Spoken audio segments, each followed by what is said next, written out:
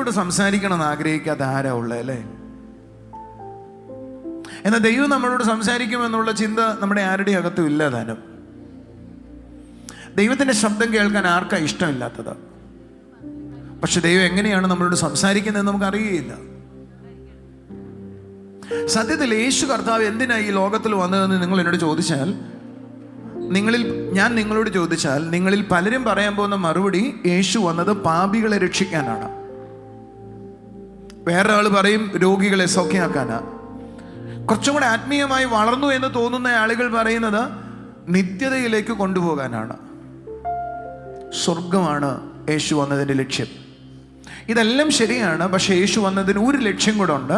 ആ ലക്ഷ്യം എന്ന് പറയുന്നത് പിതാവുമായി അകന്നുപോയ മനുഷ്യരാശി, പിതാവുമായിട്ടുള്ള കൂട്ടായ്മയിൽ നിന്ന് അകന്നുപോയ മനുഷ്യൻ, ആ പിതാവിൻ്റെ കൂട്ടായ്മയിലേക്ക് തിരിച്ചു കൊണ്ടുവരിക എന്നതാണ് യേശു വന്നതിൻ്റെ ഉദ്ദേശം. ഒരു നല്ല ഹല്ലേലൂയ പറഞ്ഞാൽ വളരെ സിമ്പിളായി പറയുക, പിതാവുമായിട്ടുള്ള ബന്ധത്തിൽ നിന്ന് അകന്നുപോയ മനുഷ്യനെ ദൈവം യേശുവിനെ ഈ ലോകത്തിലേക്ക് അയച്ചിട്ട് പിതാവുമായുള്ള ബന്ധത്തിലേക്ക് മടക്കി കൊണ്ടുവരിക, അവൻ്റെ കൂട്ടായ്മയിലേക്ക് മടക്കി കൊണ്ടുവരിക എന്നതാണ് എൻ്റെ അർത്ഥം. കഴിഞ്ഞ പ്രാവശ്യം ഞാൻ തൃശ്ശൂർ എറണാകുളത്ത് സംസാരിക്കുമ്പോൾ ഞാൻ ഇങ്ങനെ പറഞ്ഞു, യേശുവിനെ സ്വന്തം പുത്രനെ അവനെ കാൽവറിയിൽ യാഗമായി നൽകാൻ ദൈവം തയ്യാറായിരുന്നു, അല്ലെങ്കിൽ യാഗമായി കൊന്നുകളയുവാൻ ദൈവം തയ്യാറായിരുന്നു. എന്തിനു വേണ്ടി? എന്നോടും നിങ്ങളോടും ദൈവത്തിൻ്റെ കൂട്ടായ്മയെ ആരംഭിക്കാൻ. വലിയ കാര്യമോ? കുറച്ച് വലിയ കാര്യമോ? നിങ്ങൾക്ക് അത്രത്തോളം മനസ്സിലാവുമെന്ന് അറിയത്തില്ല. ദൈവത്തെ നമ്മൾ കാണുന്നത് നമ്മുടെ കൺസെപ്റ്റിനകത്ത്, നമ്മുടെ ചിത്രത്തിനകത്ത് ഇങ്ങനെയൊന്നും അല്ല. ദൈവത്തെ നമ്മൾ കാണുന്ന ദൂരെ എവിടെ ഇരിക്കുന്ന ഒരാൾ, അയാളോട് നമ്മൾ സംസാരിക്കുന്നു, അയാൾക്ക് നമ്മളെ സഹായിക്കാൻ പറ്റും, അയാളെ നമ്മളെ രക്ഷിക്കാൻ കഴിയും എന്നതിനപ്പുറത്തൊരു ചിത്രം നമ്മുടെ ദൈവത്തെക്കുറിച്ച് നമ്മുടെ അകത്തില്ല. എന്നാൽ യേശു വന്നത് ആ ചിത്രത്തെ പൊളിച്ചിട്ട് എനിക്ക് സംസാരിക്കാൻ കഴിയുന്ന, എന്നോട് സംസാരിക്കാൻ കഴിയുന്ന ഒരു നല്ല പിതാവിനെ അവതരിപ്പിക്കാനാണ് യേശു ഈ ലോകത്തിൽ വന്നത്. ഒരു ഹല്ലേലൂയ പറഞ്ഞാൽ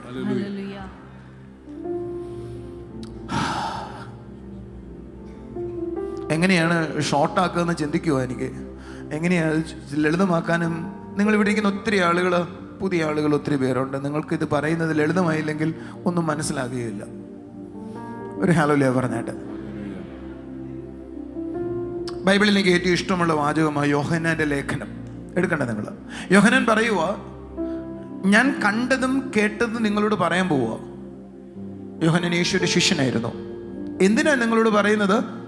ഞങ്ങൾക്ക് എങ്ങനെയാണോ ദൈവമായിട്ട് കൂട്ടായ്മയുള്ളത് അതുപോലെ നിങ്ങൾക്കും ഉണ്ടാകാൻ. അപ്പോൾ യോഹന്നാൻ പറഞ്ഞതിനൊരു ഉദ്ദേശമുണ്ട്, ഈ പുസ്തകം എഴുതിയതിനൊരു ഉദ്ദേശമുണ്ട്, ബൈബിൾ എഴുതിയതിനൊരു ഉദ്ദേശമുണ്ട്.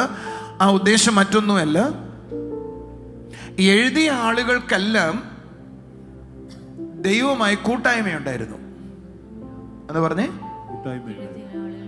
കൂട്ടായ്മ എന്ന് പറഞ്ഞ അർത്ഥം എന്തുവാ? സോളിങ് വന്നേ. കൂട്ടായ്മ എന്ന് പറഞ്ഞ അർത്ഥം എന്തുവാ? എന്നൊന്ന് ശ്രദ്ധിച്ചേ. നോക്കടി, ഇങ്ങോട്ട് തിരിഞ്ഞ് നോക്കടി. എന്തുകൂടി ചക്കര നീ ഇങ്ങനെ? എന്നൊന്ന് ശ്രദ്ധിച്ചേ. കൂട്ടായ്മ എന്ന് പറഞ്ഞാൽ ഞാൻ ഇവളോട് പ്രാർത്ഥിക്കുന്നതിനെ അല്ല കൂട്ടായ്മ എന്ന് പറയുന്നത്. എന്തൊക്കെയുണ്ട് വിശേഷം?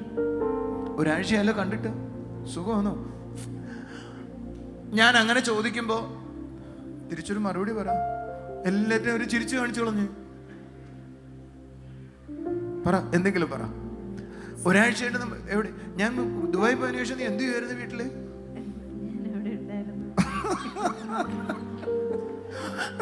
അന്ന ഞാൻ അവിടെ ഉണ്ടായിരുന്നത് അതെനിക്കും അറിയാണ്. ഒരു നല്ല ഹല്ലേലൂയ പറഞ്ഞേ. ഞാൻ പറഞ്ഞതിന്റെ അർത്ഥം മനസ്സിലായോ? കൂട്ടായ്മ എന്ന് പറയുന്നത് ഒരാളോട് സംസാരിക്കുന്നതല്ല. ഒരാളോട് സംസാരിക്കുമ്പോൾ ആ ആൾ തിരിച്ച് സംസാരിക്കുന്നതിനെയാണ് കൂട്ടായ്മ എന്ന് പറയുന്നത്, ഫെലോഷിപ്പ് എന്ന് പറയുന്നത്. അടുത്തിരിക്കുന്നവരോട് പറ, കൂട്ടായ്മ ഒരു പ്രാർത്ഥനയല്ല. എന്തല്ല കൂട്ടായ്മയാ. പക്ഷെ ഞാൻ ഈ ബൈബിളിലെ കൂട്ടായ്മ എന്ന് കാണുമ്പോൾ നമ്മുടെ തലയിൽ എന്തോ വരുന്നേ? പ്രാർത്ഥനയാണോ വരുന്നേ? പക്ഷെ ബൈബിളിലെ കൂട്ടായ്മ എന്ന് പറയുന്നത് പ്രാർത്ഥനയല്ല. ഞാനും ദൈവം തമ്മിൽ കൂട്ടായ്മ അനുഭവിക്കുന്നു എന്ന് പറഞ്ഞാൽ ഞാൻ ദൈവത്തോട് പ്രാർത്ഥിക്കുന്നുവെന്നും ദൈവം അതിന് ഉത്തരം തരുന്നു എന്നല്ല. എൻ്റെ ഭാര്യയായ സോളിയോട് വർത്തമാനം പറയുന്നത് പോലെ, ജോനുമോള് വന്നേ, എൻ്റെ മോളായ അന്നയോട് വർത്തമാനം പറയുന്നത് പോലെ ഞങ്ങൾ തമ്മിൽ സംസാരിക്കുന്നതിനെയാണ് കൂട്ടായ്മ എന്ന് വിളിക്കുന്നത്.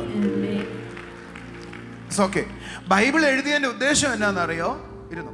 ബൈബിൾ എഴുതിയതിൻ്റെ ഉദ്ദേശം പറഞ്ഞ എല്ലാവരും, ദൈവമായിട്ട് ഒരു സുഹൃത്ത് ഒരു സുഹൃത്തിനോട് സംസാരിക്കുന്നത് പോലെ, ഒരപ്പൻ ഒരു മോനോട് സംസാരിക്കുന്നത് പോലെ, ഒരു ഭാര്യ ഒരു ഭർത്താവിനോട് സംസാരിക്കുന്നത് പോലെ സംസാരിച്ച് ഇടപഴകുന്നതിന് വേണ്ടിയാണ് ഈ പുസ്തകം നിങ്ങളുടെ കയ്യിൽ എഴുതി തന്നത്. ഒരു ഹല്ലേലൂയ പറഞ്ഞാട്ടെ. പക്ഷെ നിങ്ങളൊന്ന് ശ്രദ്ധിച്ചു നോക്കിയേ, ഈ ബൈബിൾ വായിക്കുമ്പോൾ എപ്പോഴെങ്കിലും നമുക്ക് അങ്ങനെ തോന്നിയിട്ടുണ്ടോ? നമ്മൾ ഈ ബൈബിൾ വായിക്കുന്നതും ക്രിസ്തീയ മതത്തിൽ വന്നപ്പോൾ എപ്പോഴെങ്കിലും നമ്മളങ്ങനെ ചിന്തിച്ചിട്ടുണ്ടോ? ദൈവത്തോട് സംസാരിക്കുന്നു, പ്രാർത്ഥിക്കുന്നു എന്നതിനപ്പുറമായിട്ട് ഈ പുസ്തകത്തിലെ ഉദ്ദേശം ദൈവമായിട്ടുള്ള ഫെലോഷിപ്പിലേക്ക്, കൂട്ടായ്മയിലേക്ക് കൊണ്ടുവരാനാണെന്നുള്ള ചിന്ത നമ്മുടെ തലയിലില്ല. അത് ദൈവത്തിന് മനസ്സിലായപ്പോ ദൈവം തന്റെ സ്വന്തം പുത്രനെ ഈ ഭൂമിയിലേക്ക് അയച്ചു. ബിജു വന്നേ, ബിജു കൂടെ. എന്നിട്ട് ദൈവം നമ്മളോട് കൂടെ എന്ന് വിളിക്കുന്ന ഇമ്മാനുവേലായി മനുഷ്യരോട് കൂടെ നടക്കാൻ തുടങ്ങി. ആരോട് കൂടെയൊക്കെ എല്ലാം നടന്നു എന്നറിയാവോ? വ്യഭിചാരികളോട് കൂടെ നടന്നു, കുഷ്ഠരോഗികളുടെ കൂടെ നടന്നു, പാപികളോട് കൂടെ നടന്നു, അവരോടൊപ്പം ഇരുന്ന് ഭക്ഷണം കഴിച്ചു. അവന്റെ കൂടെ കൂടിയ ആളുകളെല്ലാം രൂപാന്തരപ്പെട്ടു. പക്ഷെ രൂപാന്തരപ്പെട്ട ആളുകളെല്ലാം അവനുമായി സുഹൃത്ത് ബന്ധമുള്ള ആളുകളായിരുന്നു. കൈകളടിച്ചൊരു ഹല്ലേലൂയ പറഞ്ഞാട്ടെ. ആളുകൾ യേശുവിനെ ദൈവമായിട്ട് മാത്രമല്ല കണ്ടത്, സ്വന്തം സഹോദരനെ പോലെ കണ്ടു. കൈയടിച്ചൊരു ആമേൻ പറ. യേശു പറഞ്ഞു കണ്ടോ? യേശു പറഞ്ഞു കണ്ടോ? ഞാൻ നിങ്ങളെ ഇനി ശിഷ്യന്മാരെന്ന് വിളിക്കത്തില്ല, കാരണം പിതാവിനോട് എന്തെല്ലാം ഞാൻ കേട്ടോ അതെല്ലാം നിങ്ങളോട് അറിയിച്ചത് കൊണ്ട് ഇനി നിങ്ങൾ എൻ്റെ സ്നേഹിതന്മാരെന്നാണ് ഞാൻ വിളിക്കാൻ പോകുന്നത്. അപ്പൊ യേശുവിന്റെ ശിഷ്യന്മാരും യേശു തമ്മിലുള്ള ബന്ധം അങ്ങനെയായിരുന്നു, സുഹൃത്ത് ബന്ധമായിരുന്നു. യേശു അവരുടെ കൂടെ നടക്കാൻ തുടങ്ങിയപ്പോൾ അവർക്ക് മനസ്സിലാകാൻ തുടങ്ങി, ദൈവത്തിന് ഒരാളോട് ഇങ്ങനെ ഇടപഴകാൻ പറ്റും. അവരുടെ തലയിൽ ഉണ്ടായിരുന്ന ദൈവിക കൺസെപ്റ്റുകളെല്ലാം ദൈവം പൊളിച്ചു കളഞ്ഞു. ഒരു നല്ല ഹല്ലേലൂയ പറഞ്ഞാട്ടെ. ശബ്ദമേറിയ ഹല്ലേലൂയ പറഞ്ഞാട്ടെ. ഒരിക്കൽ ഒരു വ്യഭിചാരിണിയായ സ്ത്രീയുടെ അടുക്കൽ, അനുമുളങ്ങ് വന്നേ, ഒരു വ്യഭിചാരിണിയായ സ്ത്രീയുടെ അടുക്കൽ യേശു സംസാരിക്കുകയാണ്. വാ അവിടെ നിൽക്ക. ഇത് പത്രോസാന്ന് വിചാരിച്ചോ? പത്രോസ് കണ്ടിട്ട് ഞെട്ടിപ്പോയി. എന്നിട്ട് പറഞ്ഞു, സ്വയം പറഞ്ഞു, ഇയാൾക്ക് എന്താ ഈ സ്ത്രീയോട് വർത്തമാനം പറയേണ്ട ആവശ്യം? പറഞ്ഞേ, അയ്യോ, ഇയാൾക്ക് എന്താ ഈ സ്ത്രീയോട് വർത്തമാനം പറയേണ്ട കാര്യം? അങ്ങനെ ചിന്തിച്ചു. നമ്മളെല്ലാം അങ്ങനെ. പക്ഷേ യേശു കർത്താവ് വ്യഭിചാരിണിയായ സ്ത്രീയോട് വർത്തമാനം പറഞ്ഞു. ഇയാൾക്ക് ചിന്തിച്ചുകൊണ്ടിരിക്കുന്ന ആൾക്ക് മാറ്റം ഉണ്ടായില്ല, സംസാരിച്ച ആൾക്ക് മാറ്റം ഉണ്ടായി. ഒരു നല്ല ഹല്ലേലൂയ പറഞ്ഞാട്ടെ. യേശു ആരോട് സംസാരിക്കുകയും ഇടപെടുകയും ചെയ്യുമോ അവർ ദൈവതുല്യരായി മാറാനായി തുടങ്ങും, അവർക്ക് രൂപാന്തരം വരാനായി തുടങ്ങും. അപ്പൊ ഒരാൾക്ക് മാറ്റം വരണമെങ്കിൽ എന്ത് വേണം? ഒരാൾ ദൈവത്തോട് പ്രാർത്ഥിക്കണം, അത് ഒരു ഭാഗമാണ്, അത് ശരിയുണ്ട്. പക്ഷെ മാറ്റം വരണമെങ്കിൽ ഞാനും അവനും തമ്മിൽ സംസർഗമുണ്ടാകണം, അല്ലെങ്കിൽ ഞങ്ങൾ തമ്മിൽ കൂട്ടായ്മയുണ്ടാകണം. അപ്പൊ യേശു വന്നതിന്റെ ഉദ്ദേശം മനുഷ്യരോട് കൂട്ടായ്മയെ ആചരിക്കാനായിരുന്നു. പക്ഷെ കുറച്ച് കഴിഞ്ഞപ്പോ യേശുവിന്റെ ശിഷ്യന്മാരോട് യേശു പറഞ്ഞു, ഞാൻ പോകുകയാണ്. എൻ്റെ കൂടെ ഉണ്ടോ? ഞാൻ പോകുകയാണ്. ഞാൻ പോയ വേറൊരാൾ വരും. എല്ലാവരും പറഞ്ഞേ, അയാൾ വരുന്നത് എന്തിനാ? അയാളെ പരിശുദ്ധാത്മാവെന്നാണ് വേദപുസ്തകത്തിൽ വിളിക്കുന്നത്. അയാൾ വരുന്നത് എന്തിനാ? ഞാൻ നിങ്ങളോട് എങ്ങനെയാണോ കൂട്ടായ്മ ആചരിച്ചിരുന്നത് അതുപോലെ കൂട്ടായ്മ ആചരിക്കാനാണ് വേറൊരാൾ വരുന്നത്. അപ്പൊ എന്തിനാ പരിശുദ്ധാത്മാവ് വന്നത്? എങ്ങനെയാണോ യേശുവുമായി ശിഷ്യന്മാർ നടന്നത് അതേപോലെ ശിഷ്യന്മാരായി നടക്കാനാണ് ആര് വന്നത്? പക്ഷെ നമുക്ക് പരിശുദ്ധാത്മാവിനെ എങ്ങനെയാ പരിചയം എന്നറിയോ?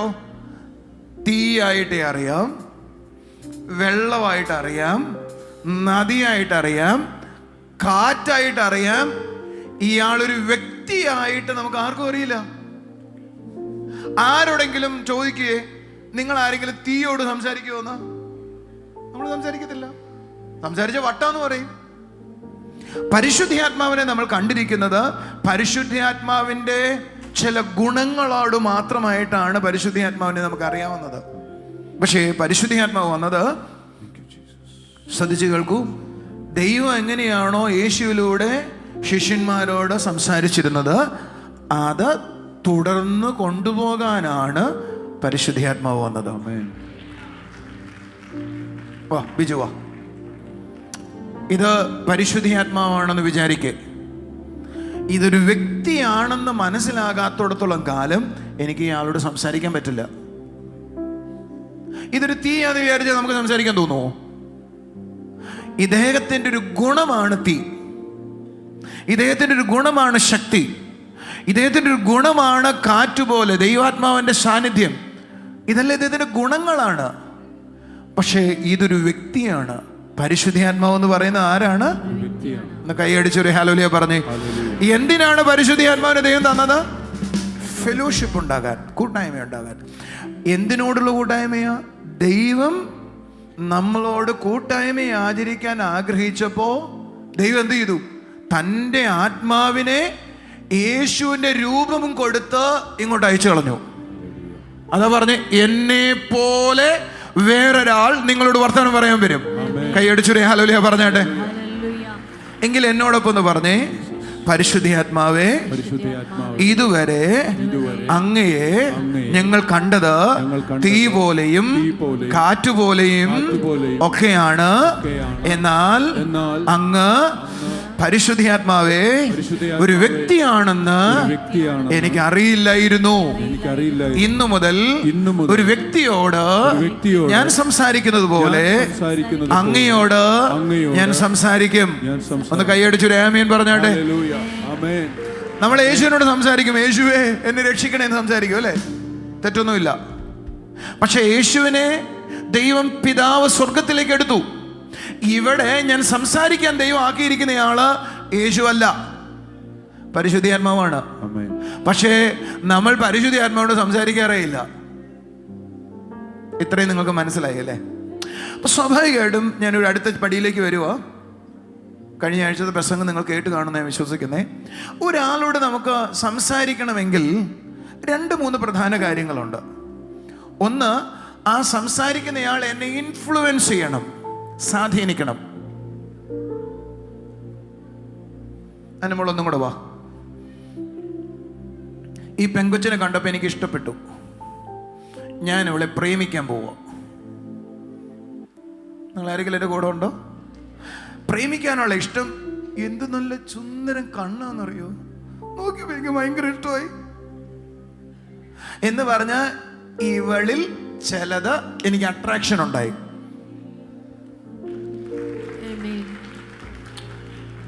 പിന്നെ ഇയാളെ കണ്ടിട്ടുണ്ട്, ഡാൻസ് ഒക്കെ ഭയങ്കര തകർത്ത് ഡാൻസ് കളിക്കും. ഡാൻസ് കളിച്ചപ്പോൾ എനിക്കൊരു ചെറിയ ഇൻഫ്ലുവൻസ്, ഇത്രയും കഴിവുള്ള കൊച്ചാണോ ഇത് എന്ന് പറഞ്ഞാൽ പരിശുദ്ധാത്മാവിൻ്റെ ചില ഗുണങ്ങളും പരിശുദ്ധാത്മാവിൻ്റെ ചില കൃപകളും ആണ് നമ്മളെ ഇൻഫ്ലുവൻസ് ചെയ്യുകയും, നമുക്ക് മനസ്സിലാവുന്ന ഞാൻ പറയുന്നത്, പരിശുദ്ധാത്മാവിൻ്റെ അട്രാക്ഷൻ. എല്ലാവരും പറഞ്ഞേ, അട്രാക്ഷൻ. പരിശുദ്ധാത്മാവിൻ്റെ ഇൻഫ്ലുവൻസ്, സ്വാധീനം. അതാണ് വാസ്തവത്തിൽ നമ്മൾ എന്ത് ചെയ്യുന്നത്? അവനുമായി അടുപ്പിക്കുന്നത്. ഒരു പെൺകുട്ടിയെ ഒരു പുരുഷൻ പ്രേമിക്കണമെങ്കിൽ ആ പ്രേമിക്കുന്ന പെൺകുട്ടിയെ അല്ലെങ്കിൽ ആ പുരുഷനെ പരസ്പരം അട്രാക്ഷൻ ഉണ്ടാക്കുന്ന പല കാരണങ്ങൾ കാണും, ഇൻഫ്ലുവൻസ് ഉണ്ടാക്കുന്ന പല കാരണങ്ങൾ കാണും. അതേപോലെ പരിശുദ്ധാത്മാവ് നിങ്ങളുടെ ലൈഫിൽ വരുമ്പോൾ, അല്ലെങ്കിൽ ദൈവം നിങ്ങളുടെ ലൈഫിൽ വരുമ്പോൾ നിങ്ങളെ ഇൻഫ്ലുവൻസ് ചെയ്യുന്ന, അട്രാക്ഷൻ ഉണ്ടാക്കുന്ന ചില കാര്യങ്ങളുണ്ട്. അതാണ് നിങ്ങളുമായ ആദ്യത്തെ കോൺവെർസേഷന് കാരണമാകുന്നത്, അല്ലെങ്കിൽ സംസാരത്തിന് കാരണമാകുന്നത്. എനിക്ക് ഇയാളെ ഇഷ്ടപ്പെട്ടു. ഇഷ്ടപ്പെടുമ്പോൾ മാത്രമേ എനിക്ക് സംസാരിക്കാൻ തോന്നത്തുള്ളൂ. ഇഷ്ടപ്പെടാത്ത ആരോടെങ്കിലും നിങ്ങൾ വർത്താനം പറയൂ? അപ്പൊ പരിശുദ്ധാത്മാവിനെ നിങ്ങൾക്ക് മനസ്സിലാകുമ്പോൾ മാത്രമേ നിങ്ങൾക്ക് എന്ത് ചെയ്യാൻ പറ്റത്തുള്ളൂ? പറഞ്ഞേ, സംസാരിക്കാൻ തോന്നത്തുള്ളൂ. ഇനി പരിശുദ്ധാത്മാവിൽ ചെല്ലുന്ന അട്രാക്ഷൻ ഉണ്ടായി, അത് മാത്രമേ എനിക്ക് അങ്ങോട്ട് ചെന്ന് മിണ്ടാനുള്ള ആഗ്രഹം വരത്തുള്ളൂ. ഒരു നല്ല ഹല്ലേലൂയ പറഞ്ഞാട്ടെ. നിങ്ങളുടെ അട്രാക്ഷനാണ് ഫെലോഷിപ്പിന്റെ അടിസ്ഥാനം. നിങ്ങളെന്താ കൈയടിക്കാത്തെ? നിങ്ങളെ പരിശുദ്ധാത്മാവ് ഇൻഫ്ലുവൻസ് ചെയ്തതാണ് കൂട്ടായ്മയുടെ തുടക്കം. ഇത്രയും നിങ്ങൾക്ക് പിടികിട്ടി? ഒരു നല്ല ആമീൻ പറഞ്ഞാണ്ട്. ഈ കൂട്ടായ്മ ഒരു ദിവസം കൊണ്ട് വളർന്നു വരുന്നതല്ല. എല്ലാവരും കരമുയർത്തി പറഞ്ഞേ, ഈ കൂട്ടായ്മ ഒരു ദിവസം കൊണ്ട് വളർന്നു വരുന്നതല്ല. ഒന്നും കൂടെ പറ, ഈ കൂട്ടായ്മ ഒരു ദിവസം കൊണ്ട് വളർന്നു വരുന്നതല്ല. ഞാൻ വിചാരിച്ചിരുന്നത് വലിയൊരു കാര്യത്തിലേക്ക് നിങ്ങളെ കൊണ്ടുപോകാൻ പോവാ ഞാൻ പ്രസംഗിക്കുന്നത്. ഞാൻ വിചാരിച്ചിരുന്നത് ഒരു ദിവസം ദൈവമായി കൂട്ടായ്മ ആരംഭിച്ചാൽ അതാണ് കൂട്ടായ്മ എന്ന് മാത്രമാണ് ഞാൻ ഗ്രഹിച്ചിരുന്നത്. കുറച്ചും കൂടെ നന്നായി പറയാം. ഒരു ആളുമായി സംസാരിച്ചു തുടങ്ങി, ധാരാളം മതി. എനിക്ക് മനസ്സിലായത് അങ്ങനെയായിരുന്നു. പക്ഷേ ഇപ്പം എനിക്ക് ബൈബിൾ വായിക്കുമ്പോൾ പിടികിട്ടാൻ തുടങ്ങി, ദൈവം ഒരാളുമായി കൂട്ടായ്മ ആചരിക്കാൻ തുടങ്ങിയാൽ അത് പതിയെ പതിയെ പതിയെ ആഴങ്ങളിലേക്ക് പോകുവാനായി തുടങ്ങും. കുറച്ചും കൂടെ പറഞ്ഞ, ആ കൂട്ടായ്മയ്ക്ക് വലിപ്പം ഉണ്ടാകാനായി തുടങ്ങും. ഞങ്ങൾ കല്യാണം കഴിച്ചിട്ട് 22 കൊല്ലമാകാൻ പോകുന്നു. ഒരു ഹല്ലേലൂയ പറയാവോ? ഞങ്ങൾ കല്യാണം കഴിച്ചപ്പോൾ 1 മാസം കഴിഞ്ഞപ്പോ അല്ലെങ്കിൽ 6 മാസം കഴിഞ്ഞപ്പോ എന്റെ വിചാരം സോളിക്ക് എന്നെ അറിയാവുന്ന, സോളിയുടെ വിചാരം എന്നെ അറിയാവുന്ന. പക്ഷേ ഓരോ ദിവസവും ഞങ്ങളുടെ ഇടയിൽ അടുപ്പം വർദ്ധിക്കുകയാണ് ചെയ്തത്. ഒരു നല്ല ഹല്ലേലൂയ പറഞ്ഞേ. സോളിമോളെ വാ. ഞങ്ങൾ തമ്മിൽ അടുപ്പം ഉണ്ടായ ഒരു സംഭവം പറയട്ടെ. ഞങ്ങൾക്ക് ആദ്യം ഉണ്ടായ ഒരു മോനാണ്, അവനിപ്പോൾ US പഠിക്കുന്നു. ഇവൾ പ്രസവിച്ചിട്ട് ലേബർ റൂമിൽ നിന്ന് പുറത്തോട്ട് വരുവോ? എന്നാ കൊച്ചിനെ സോളിയുടെ കൂടെ കിടത്തിയിട്ടുണ്ട്. തൃശ്ശൂർക്കാർ കേൾക്കേണ്ട കാര്യമാണ് ഞാൻ പറയാൻ പോകുന്നത്, നിങ്ങൾ അടിയുണ്ടാക്കാൻ പോകുന്ന കാര്യം. ഞാൻ സോളിയും കൊച്ചിനെയും കണ്ടപ്പോൾ എനിക്ക് ആദ്യം തോന്നി കൊച്ചിനെ പോയി എടുക്കാനാണ്. പക്ഷെ ഞാൻ ആദ്യം ചെയ്തത്, അങ്ങനെ തോന്നിയപ്പോൾ എൻ്റെ ഉള്ളിൽ ആരോ ഒരാൾ പ്രേരണ പോലെ തരുന്ന പോലെ തോന്നി. ഞാൻ ആദ്യം ചെന്ന് സോളിയെ കെട്ടിപ്പിടിച്ച് 2 ഉമ്മ കൊടുത്തു. അതിനുണ്ടായ പുലിവാലികൾ പറഞ്ഞറിയിക്കാൻ പറ്റത്തില്ല. പ്രസവിച്ച പെണ്ണിനെ പോയി അവൻ കെട്ടിപ്പിടിച്ചിരിക്കുന്നു. പ്രസവിച്ചിട്ട് പുറത്തോട്ട് വരുവോ? നമ്മുടെ തൃശ്ശൂർക്കാരെ വെച്ചേക്കും നിങ്ങൾക്കറിയാവോ? എനിക്ക് 2 പെങ്ങന്മാരുണ്ട് തൃശ്ശൂർന്ന്. രണ്ട് പെങ്ങന്മാരെയും തൃശ്ശൂർന്ന് കെട്ടിച്ചിരിക്കുന്നത്. അവരെന്നെ സൂചിമനെ നിർത്തിയെന്നൊന്നും ഞാൻ ഇപ്പൊ പറയണില്ല. വേറെ എപ്പോഴും അവനെ കെട്ടിപ്പിടിക്കാൻ കിട്ടിയില്ല. പ്രസവിച്ച് പറഞ്ഞ പെണ്ണുങ്ങളെ പോയി കെട്ടിപ്പിടിച്ചിരിക്കുന്നത്. നമ്മുടെ നാട്ടിൽ സമ്മതിക്കോ ഇല്ലയോ? സമ്മതിക്കോ ഇല്ലയോ? സമ്മതിക്കോ ഇല്ലയോ? ആ ഒറ്റ ഇവിടുന്ന് പുരുഷന്മാർ പറഞ്ഞു ഇല്ല എന്ന്. കൈ അടിച്ചൊരു ആമയും പറഞ്ഞേ. പക്ഷെ ഇവൾക്കുണ്ടായ അനുഭവം പറയാവോ? ആ സെക്കൻഡിൽ സോളിയുടെ വേദന പോയെന്ന് അവൾ എന്നോട് പറഞ്ഞേ. ഞങ്ങൾ തമ്മിലുള്ള അടുപ്പത്തിന്റെ വർധനവിന് ഒരു ഇൻസിഡന്റാണ് ഞാൻ പറഞ്ഞേ. ഒരു ഹല്ലേലൂയ പറഞ്ഞേ. ഒരു ദിവസം എനിക്കൊരു പബ്ലിക് മീറ്റിംഗ് നടക്കുവോ? പുനലൂര് മീറ്റിംഗ് നടക്കുന്നേ, വലിയ മീറ്റിംഗ് ആണ്. തങ്കവ്രതരൊക്കെ പ്രസംഗിക്കാൻ വന്നിട്ടുള്ളത്. ഇവള് കൊച്ചിനെ ഒരുക്കുന്നതിന്റെ ഇടയിൽ അല്പം താമസിച്ചു. ഞാൻ ഇവളോട് ചോദിച്ചു, എന്തുവാണ് നീ ഇവിടെ കാണിക്കുന്നതെന്ന്. സോളി ഇരുന്ന് കരയാൻ തുടങ്ങി. ഞാൻ കുറച്ച് ശബ്ദം ഉയർത്തിയ സംസാരിച്ച് അവൾക്ക് വിഷമമായി കാണും ഉറപ്പാ. ഞാൻ ഇവളെ കരയിച്ചിട്ട് ഞാൻ എങ്ങനെ പോയി പ്രസംഗിക്കും? നിങ്ങൾക്ക് മനസ്സിലാവുന്നോ? അപ്പൊ ഞാൻ ചെന്നിട്ട് സോൾവ് ചെയ്യാനായി ശ്രമിച്ചു. സോളിയുടെ ഒക്കെ ചെന്നിട്ട്, സോളി പോട്ടടി ദേഷ്യപ്പെട്ടു പോയിട്ട് ഇത് മിണ്ടുന്നില്ല, മിണ്ടാതെ ഇരുന്നു. നിങ്ങൾക്ക് എന്നെ മനസ്സിലാവുന്ന ഞാൻ പറയുന്നത് എന്ന് പറഞ്ഞ വീട്ടിനകത്ത് സ്വൈരത പോകുന്ന രീതിയിൽ പാസ്റ്ററാകുന്ന ഞാൻ പെരുമാറി. നമ്മുടെ സ്വത്രമൊക്കെ പോയോ? 2 പിള്ളേരുണ്ട്, അതിനെ നോക്കാനുള്ള ബുദ്ധിമുട്ട് ഇപ്പോഴും എനിക്ക് മനസ്സിലായത്. ഇവര് ഒരുക്കി, അതിനെ കഴുകി, അതിനെ കുളിപ്പിച്ച്, അതിനെ തുടച്ച്, പൗഡർ ഇട്ട്, അധ്വാനമുണ്ട്. നമുക്ക് കാണുമ്പോൾ പുരുഷന്മാർക്ക് ഇതൊന്നും തോന്നത്തില്ല. എന്തടി ഒരുക്കത്തെ നമുക്ക് ചോദിക്കാൻ തോന്നത്തുള്ളൂ. ഞാനും അങ്ങനെയായിരുന്നു. നിങ്ങളെന്താ ഹല്ലേലൂയ പറയാത്തെ? ഇവളുടെ ഉള്ളിൽ വിഷമായി, ഇവളിരുന്ന് കരയാൻ തുടങ്ങി. സാധാരണ ഇത് കരയത്തില്ല. ഈ വണ്ടി നല്ല സ്ട്രോങ് ആണ്.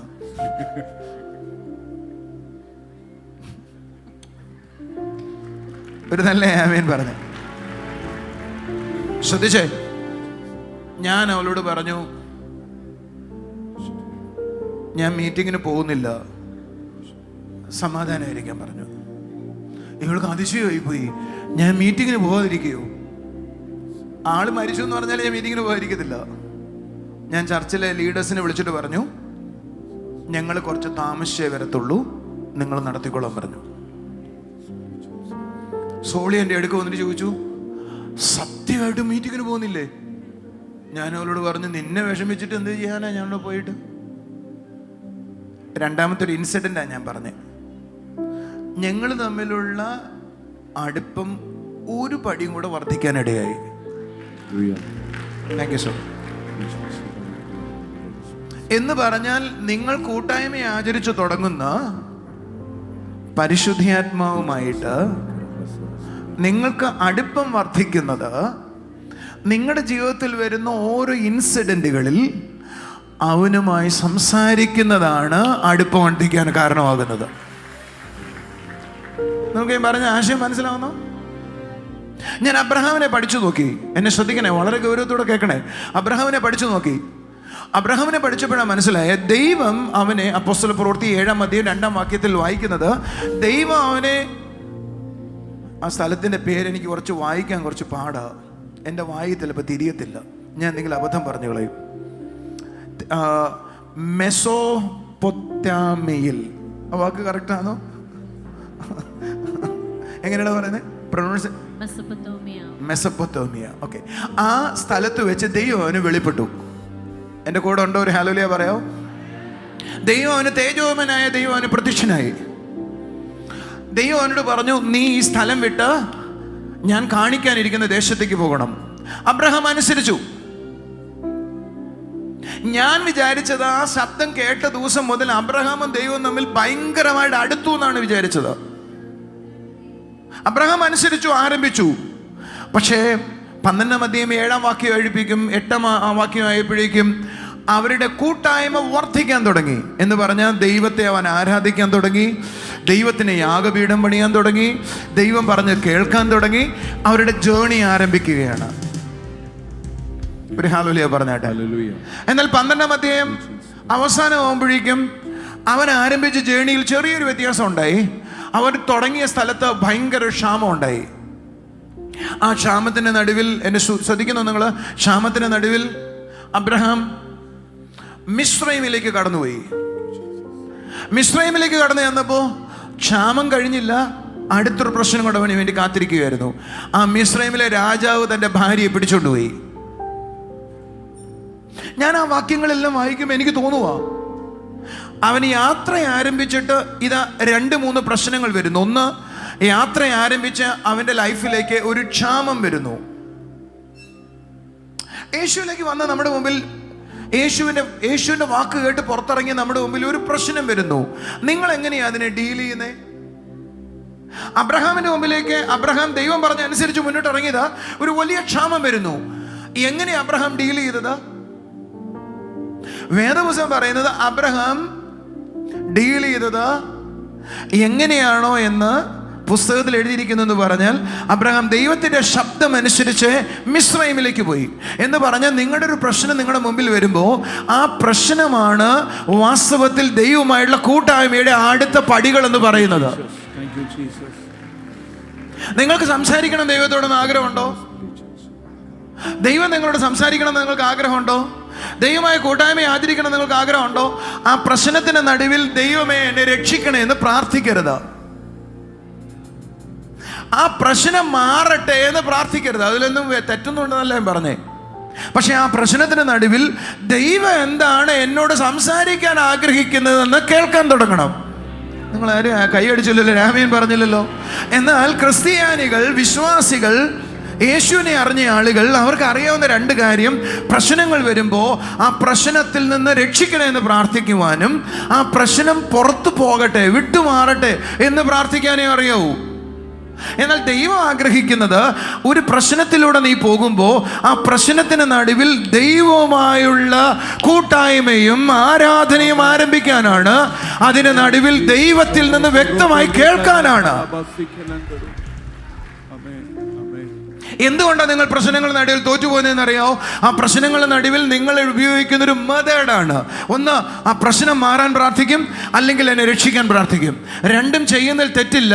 പക്ഷേ പ്രശ്നങ്ങളുടെ നടുവിൽ ദൈവം എന്താണ് എന്നോട് സംസാരിക്കുന്നതെന്ന് നിങ്ങളിൽ ആരെങ്കിലും ഒരാൾ കേൾക്കാൻ തുടങ്ങിയാൽ നിങ്ങളും ദൈവം നമ്മളെ ബന്ധം വർദ്ധിക്കാനായി തുടങ്ങും. ഒരു ഹല്ലേലൂയ പറഞ്ഞാട്ടെ. ഞാൻ ഒരിക്കൽ എൻ്റെ ചർച്ചിൽ വന്ന് ഭൂതം പിടിച്ച ഒരു ചേച്ചിക്ക് വേണ്ടി പ്രാർത്ഥിക്കുകയാണ്. 3 ദിവസം ഞാൻ ഉപവസിച്ചു, പ്രാർത്ഥിച്ചു, ഭൂതം പോയില്ല. ഞാൻ വിട്ടില്ല. 7 ദിവസം അവർക്ക് വേണ്ടി ഉപവസിച്ചു, പ്രാർത്ഥിച്ചു, ഭൂതം പോയില്ല. പിന്നീട് ഞാൻ വിട്ടില്ല. 21 ദിവസം ഞാൻ ഉപവസിച്ചു, പ്രാർത്ഥിച്ചു, എല്ലാ ദിവസവും അതിൻ്റെ മേൽ തലേ കൈ വെച്ചു, ഭൂതം പോയില്ല. രാവിലെ ഇളകും, വൈകുന്നേരം വരെ ഇളകിയിരിക്കും, പ്രാർത്ഥന കഴിയുമ്പോൾ വീണ്ടും കയറും.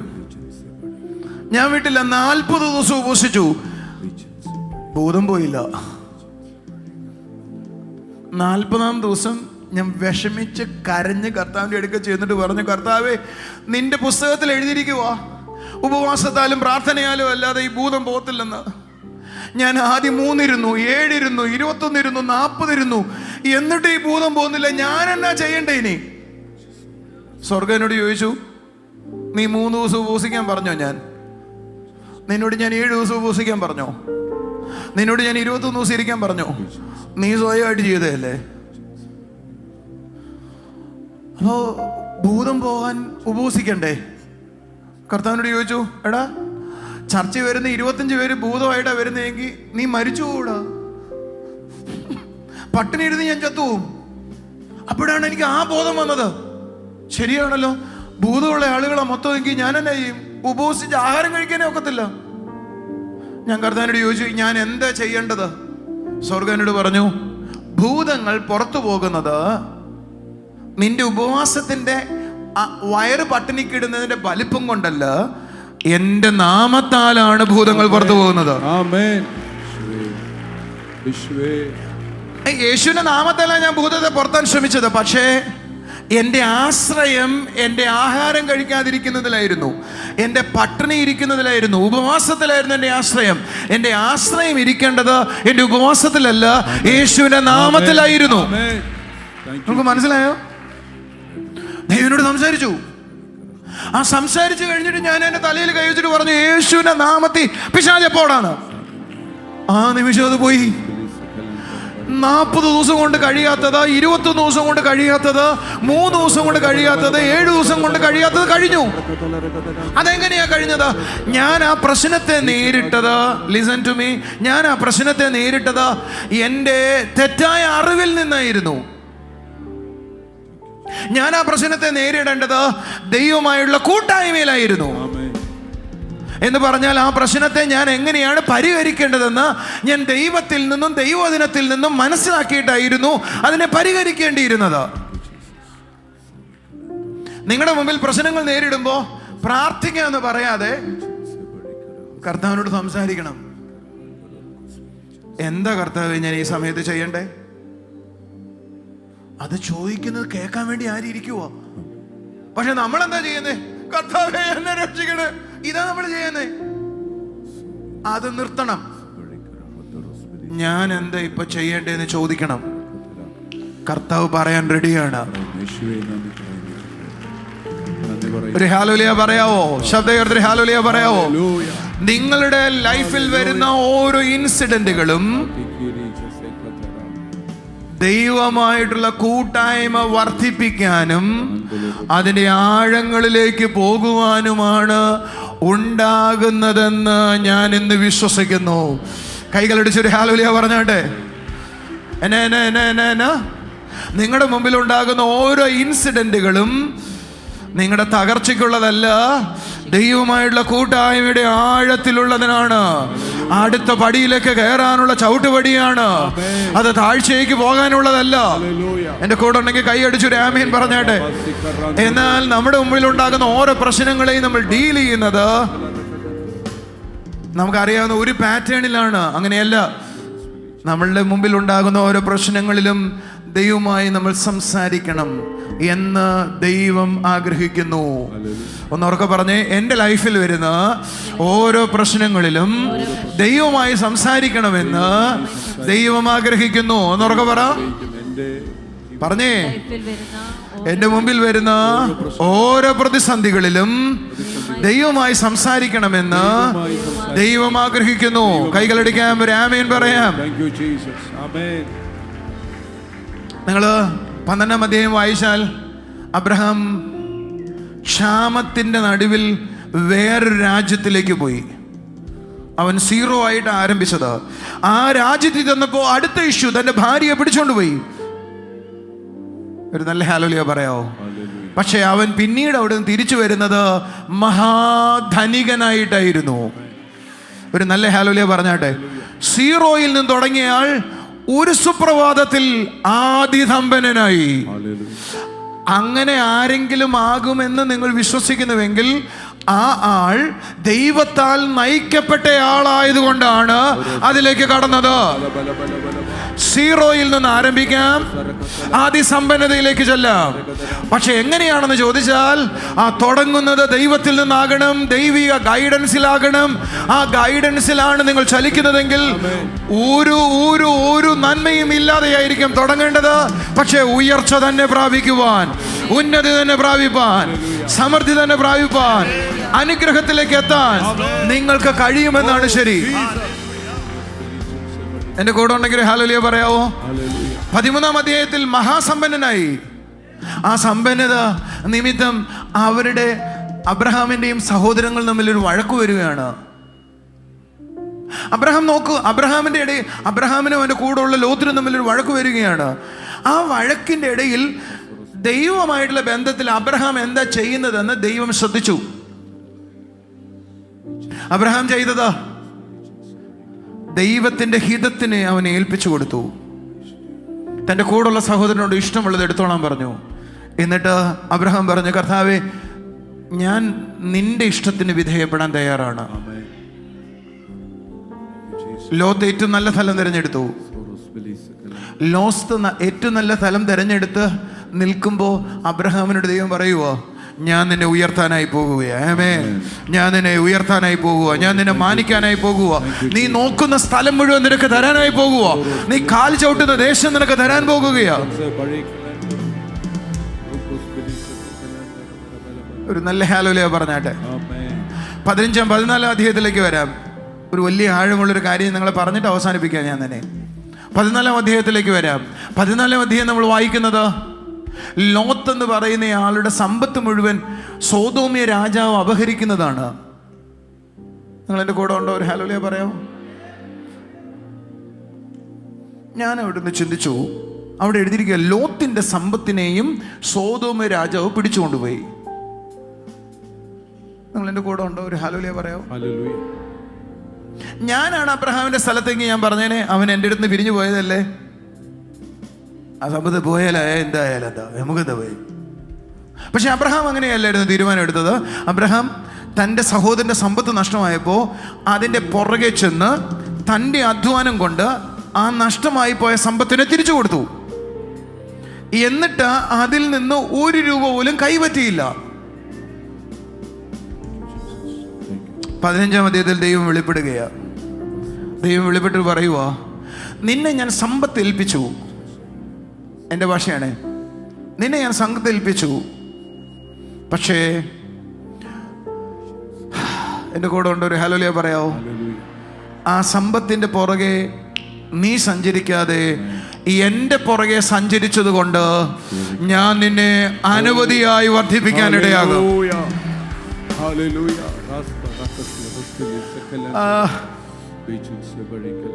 ഒരു നല്ല ഹല്ലേലൂയ പറഞ്ഞാട്ടെ. ഞാൻ അബ്രഹാമിൻ്റെ 4 സ്റ്റേജുകൾ കണ്ടു. ഒന്ന്, ദൈവം അബ്രഹാമിനെ വിളിക്കുന്നു, കൂട്ടായ്മ ആരംഭിക്കുന്നു, ഒരു പ്രശ്നമുണ്ട്, ക്ഷാമം ഉണ്ടാകുന്നു, ഭാര്യ പിടിക്കപ്പെടുന്നു, ഭാര്യയെ പിടിച്ചുകൊണ്ട് പോകുന്നു, അതിന് നടുവിൽ ദൈവമായുള്ള ഫെലോഷിപ്പിനെ ദൈവം അബ്രഹാമുമായിട്ട് കൂട്ടിവരുന്നു, സമ്പത്തുണ്ടാകുന്നു, ആ സമ്പത്തിൻ്റെ നടുവിലും ദൈവം അബ്രഹാമിനും ദൈവവും തമ്മിലുള്ള കൂട്ടായ്മ നഷ്ടപ്പെടുന്നില്ല. ആ സമ്പത്തിൻ്റെ നടുവിലും ദൈവത്തെ മാത്രം സേവിക്കാൻ അബ്രഹാം തീരുമാനമെടുക്കുന്നു.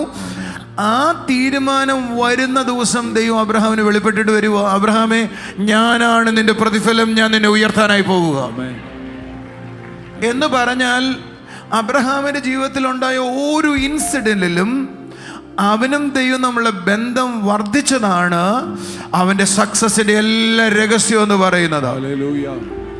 എന്നെ ശ്രദ്ധിക്കാവോ, നിങ്ങളുടെ മുമ്പിൽ ഉണ്ടാകുന്ന ഓരോ ഇൻസിഡന്റുകളിലും നിങ്ങൾ എടുക്കുന്ന തീരുമാനങ്ങൾ എങ്ങനെയുള്ളതാണ്? നിങ്ങളുടെ മുമ്പിൽ ഉണ്ടാകുന്ന ഓരോ പ്രശ്നങ്ങളിലും നിങ്ങളും ദൈവമുള്ള ബന്ധം എങ്ങനെയുള്ളതാണ്? നിങ്ങളുടെ മുമ്പിൽ ഉണ്ടാകുന്ന ഓരോ ഇഷ്യൂകളിലും നിങ്ങൾ ദൈവത്തിൽ നിന്ന് കേൾക്കാറുണ്ടോ? നിങ്ങളുടെ മുമ്പിൽ ഉണ്ടാകുന്ന ഓരോ പ്രശ്നത്തിന് നടുവിൽ നിങ്ങൾ വളരുകയാണോ തളരുകയാണോ ചെയ്യുന്നത്? ഉത്തരം എന്താണെന്ന് നിങ്ങൾ സ്വയം നോക്കുക. നമ്മളാരും പ്രശ്നങ്ങളുടെ നടുവിൽ കേൾക്കാറില്ല. പ്രശ്നങ്ങൾ മാറാൻ പ്രാർത്ഥിക്കാറേ ഉള്ളൂ. ഞാൻ അബ്രഹാമിനെ പഠിച്ചപ്പോൾ എനിക്ക് മനസ്സിലായത് അവൻ പ്രശ്നങ്ങളുടെ നടുവിൽ കേൾക്കുന്നവനായി. അതായിരുന്നു അവൻ്റെ രഹസ്യം. ആ കേൾക്കാനുള്ള കാരണം അവൻ ദൈവവുമായുള്ള കൂട്ടായ്മയിൽ ഓരോ ദിവസവും വർദ്ധിച്ചു വന്നിരുന്നു.